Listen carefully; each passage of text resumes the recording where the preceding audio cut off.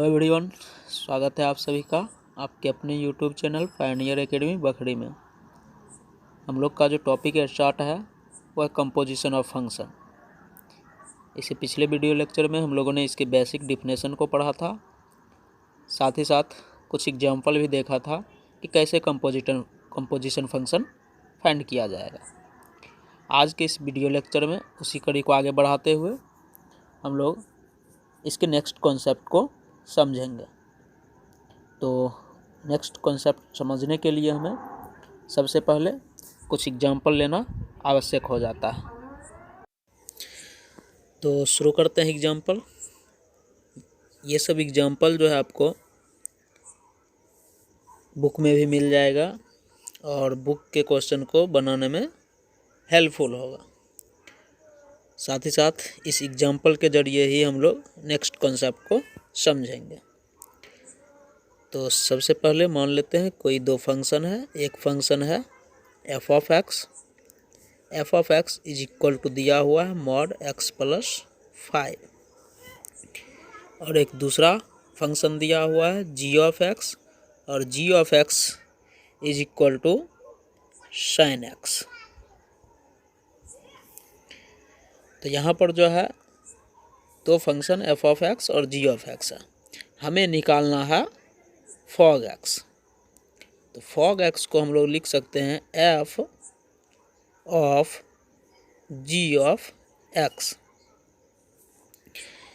तो यहाँ पर हम लोग लिख सकते हैं एफ, देखिए यहाँ पर एक्स इनपुट है तो आउटपुट मॉड एक्स प्लस 5 हुआ। यहाँ इनपुट जो है जी एक्स है, इनपुट जी एक्स है तो यहाँ पर एक्स के बदले क्या रख देंगे, जी ऑफ एक्स रख देंगे। तो जी ऑफ एक्स यदि रखते हैं तो हमें जो वैल्यू आएगा क्या आ जाएगा, तो जी एक्स जब फंक्शन में रखेंगे या जी एक्स का वैल्यू भी यहाँ पर रख सकते हैं। तो एफ और जी एक्स के बदले क्या लिख सकते हैं, तो साइन एक्स। अब यहाँ पर इसको लिख सकते हैं, अब देखिए यहाँ पर एफ ऑफ साइन एक्स, यहाँ पर एफ ऑफ एक्स है तो यहाँ पर मॉड एक्स प्लस 5 है, यानी यहाँ एक्स है तो इनपुट में यहाँ एक्स आया, तो यहाँ पर इनपुट में तो साइन एक्स है, तो एक्स के बदले क्या हो जाएगा, साइन एक्स, यानी हो जाएगा मॉड साइन एक्स प्लस 5। जहाँ एक्स था वहाँ पर साइन एक्स आ गया, क्योंकि यहाँ इनपुट एक्स है तो यहाँ एक्स आया, यहाँ पर इनपुट साइन एक्स है तो यहाँ साइन एक्स आ जाएगा, यानी मॉड साइन एक्स प्लस 5।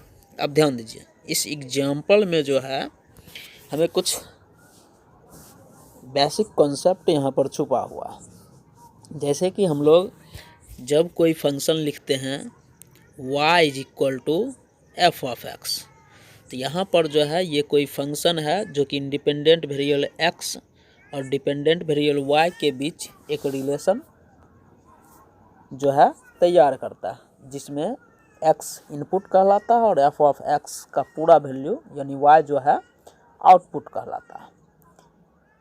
और इनपुट को हम लोग कहते हैं डोमेन और आउटपुट को हम लोग कहते हैं रेंज।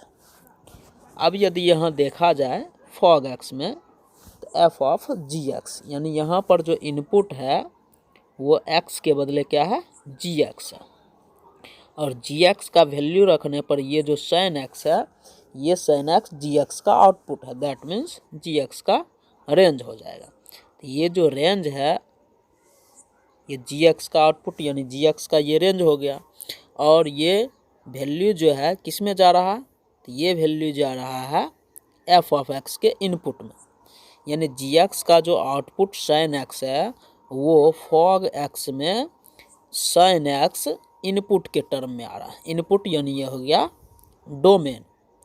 तो देख लीजिए यहाँ पर स्पष्ट है कि अंदर वाला जो फंक्शन है जी एक्स का आउटपुट यानी रेंज जो है क्या बन रहा है, तो एफ ऑफ एक्स का ये इनपुट बन रहा है यानी डोमेन बन रहा है।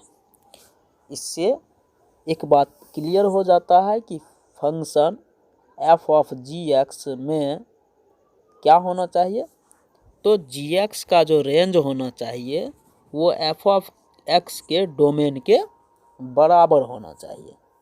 तो यहाँ से हमें एक कॉन्सेप्ट मिल गया, कंपोजिट फंक्शन, अब वह चाहे फॉग एक्स हो या गॉफ एक्स हो, जो भी फंक्शन हो, उसमें जो अंदर वाला फंक्शन आएगा उसका रेंज बाहर वाला जो फंक्शन होगा उसका डोमेन, ये दोनों आपस में बराबर होना चाहिए। क्योंकि यहाँ पर स्पष्ट हो रहा है कि जी एक्स जो है ये है इसका आउट वैल्यू यानी sin x यदि रखते हैं तो sin x तो इसका आउटपुट हो गया यानी रेंज हो गया, और यही आउटपुट कहाँ जा रहा है तो फंक्शन f ऑफ x में इनपुट के रूप में जा रहा है, और इनपुट को हम लोग क्या कहते हैं डोमेन, यानी ये f ऑफ x का डोमेन हो गया। तो अंदर वाले फंक्शन का रेंज बाहर वाले फंक्शन का डोमेन बन रहा। तो इस तरह से स्पष्ट हो गया कि कोई कंपोजिट फंक्शन डिफाइंड तभी होगा जब अंदर वाले फंक्शन का रेंज बाहर वाले फंक्शन के डोमेन के इक्वल होना चाहिए। ये कॉन्सेप्ट आप लोग नोट कर लेंगे।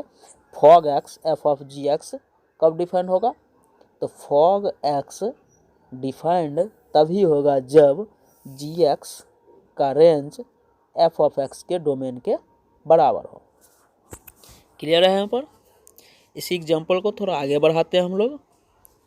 यहाँ पर अब हम देखेंगे गो ऑफ एक्स को।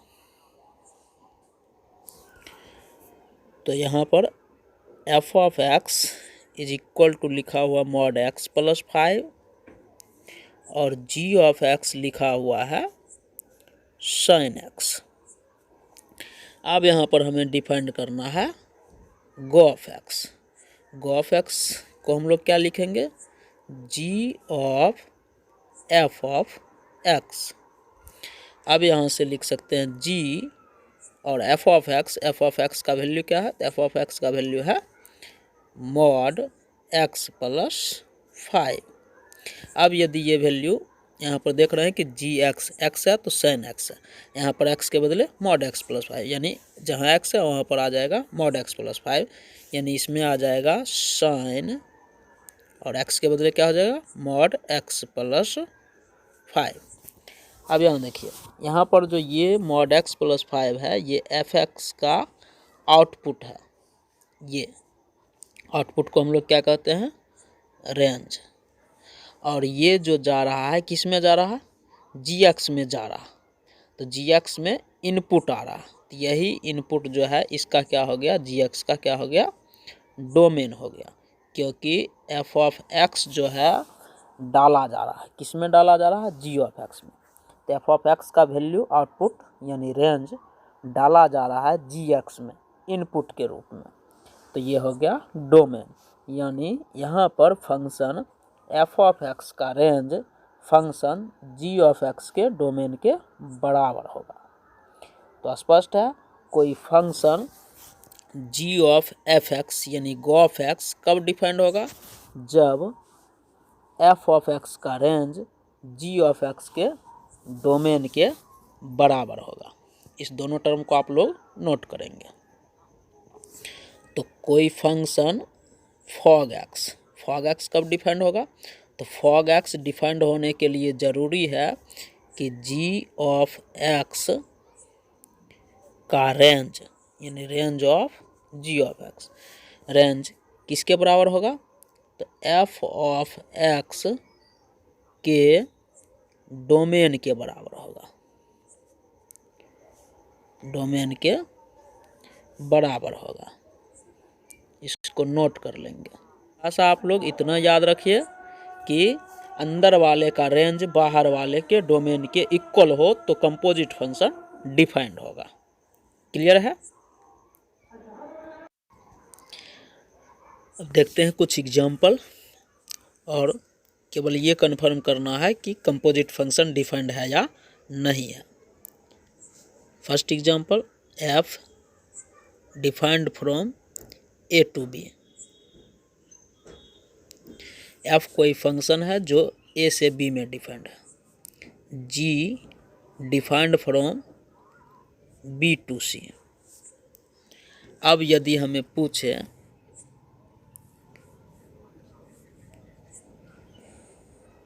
Verify go of X and fog X, यहाँ पर गो ऑफ एक्स और फॉग एक्स को वेरीफाई करना है ये डिफाइंड होगा या नहीं होगा। तो सबसे पहले देखते हैं गो ऑफ एक्स। तो गो ऑफ एक्स को हम लोग लिख सकते हैं जी ऑफ एफ ऑफ एक्स। और मैंने बताया कंपोजिट फंक्शन डिफाइंड होगा जब अंदर वाले का क्या होना चाहिए, रेंज। इसको लिख सकते हैं F of G of X, यानी जी एक्स का जो होना चाहिए रेंज किसके बराबर होना चाहिए, तो एफ एक्स के डोमेन का। यदि हम जी एक्स का रेंज देखें, यहाँ पर तो चूंकि फंक्शन ऑलरेडी दिया हुआ नहीं है, केवल डिफाइंड दिया हुआ है कहाँ से कहाँ तक में है, तो कोडोमेन की चर्चा करेंगे कि कोडोमेन जो है डोमेन के बराबर होना चाहिए, अंदर वाले का कोडोमेन बाहर वाले के डोमेन के बराबर। तो यहाँ पर जो है अंदर वाला फंक्शन जी एक्स है, जी एक्स का कोडोमेन हो गया सी, और बाहर वाला फंक्शन एफ ऑफ एक्स है, एफ ऑफ एक्स का डोमेन हो गया ए। अंदर वाले का रेंज और बाहर वाले का डोमेन इक्वल होना चाहिए। तो यहाँ पर जो है अंदर वाले का जो है कोडोमेन सी है और बाहर वाले का डोमेन ए है, तो ये डिफाइंड नहीं है, यानी यहाँ पर फॉग डिफाइंड नहीं होगा।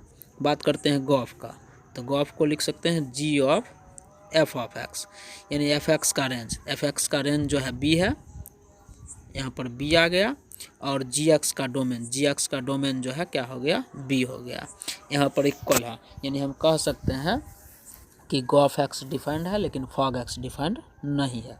इस तरह का क्वेश्चन आपके बुक में मिल जाएगा, तो वहाँ पर जो है देख लेना है इस कॉन्सेप्ट को अप्लाई करके कि कंपोजिट फंक्शन डिफाइंड है या नहीं है।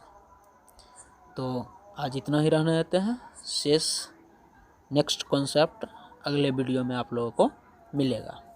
धन्यवाद। वीडियो यदि अच्छा लगे तो इसे लाइक करें, चैनल को सब्सक्राइब कर दें और साथ ही साथ नोटिफिकेशन मिलता रहे इसके लिए आप बेल आइकन दबा दें।